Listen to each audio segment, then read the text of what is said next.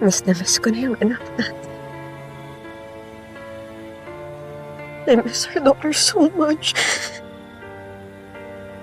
Ako rin, Christy.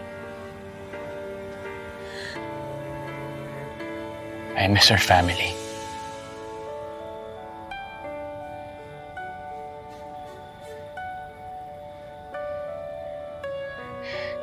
Christy, kung mababalik ko lang yung oras.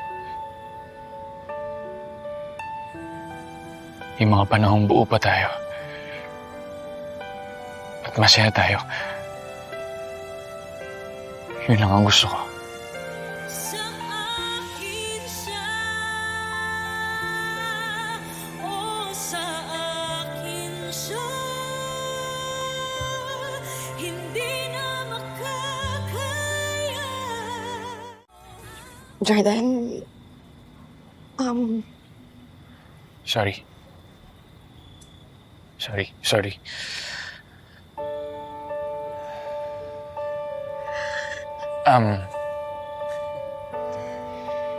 Ito kasing mga nakaraang araw na magkasama tayo at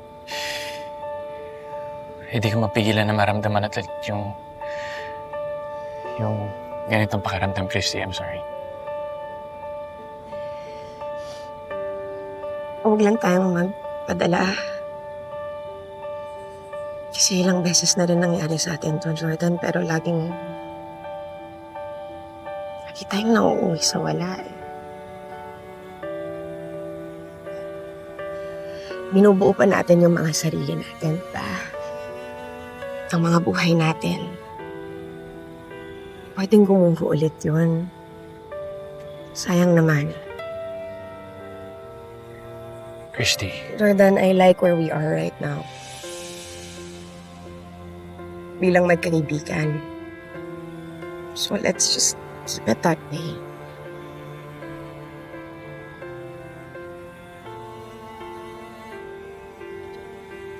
kung yun ang gusto mo.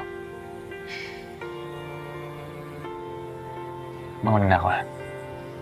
Ingat ka. Di ko maintindihan bakit sa lahat ay siya pa ang napili mong ibig. Sa akin siya. Yeah. Sa akin siya. Sa akin ang puso. Ana, Kami ay Alam mo ba, gabi-gabi ko sinasabi sa sarili ko, kung may babalik lang si Billy sa atin, gagawin ko ang lahat para makabawi ako sa kanya. Mas magiging mabuting ama ako. At sisiguraduhin ko na poprotektahan ko siya. Para hindi na siya mawala ulit sa atin. dapat sa akin, para sa akin siya.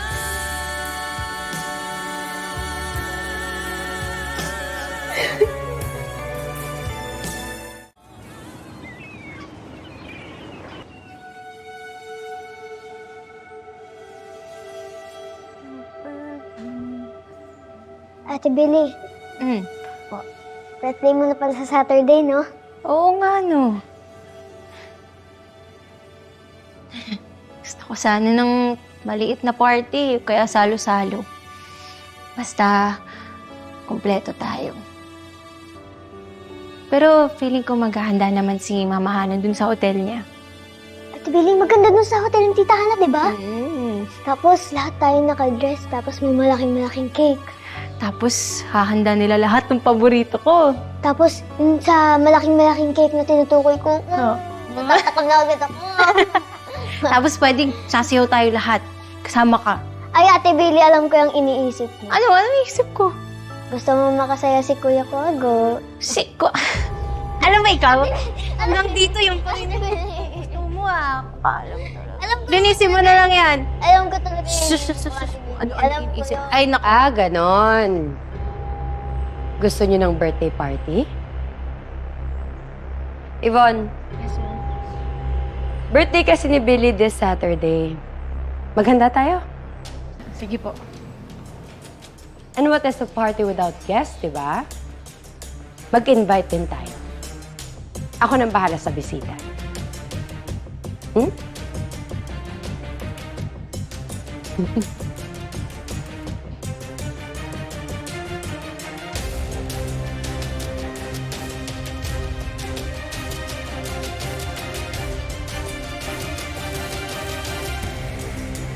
Magkakaldereta ako bukas. Tsaka pansit. Tsaka yung cheese sticks. Paborito yun ni Billy. Magsimba rin ho sana tayo magkakasama. Okay naman. Papupuntahin ko na rin si Hana para hindi naman siya mag-isa. Eh, si Christy. Hindi mo sasabihan?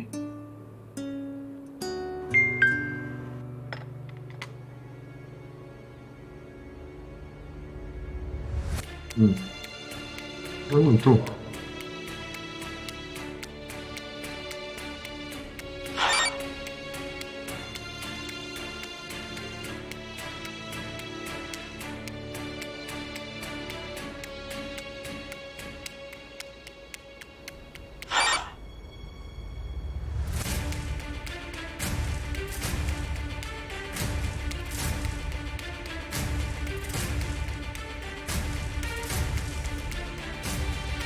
Ala na, yan nasa likod mo.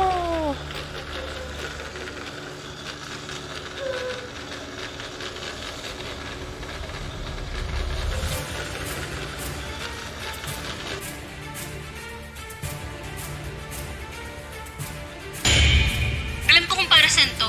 Ginagawa namin to dati sa Kalasag. Ma, tatay, Para saan po ba to?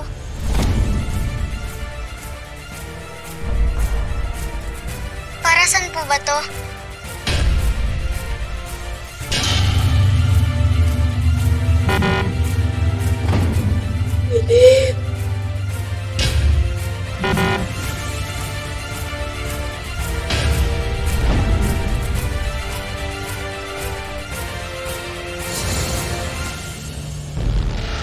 Pinangalanan na ang bagong kalaban.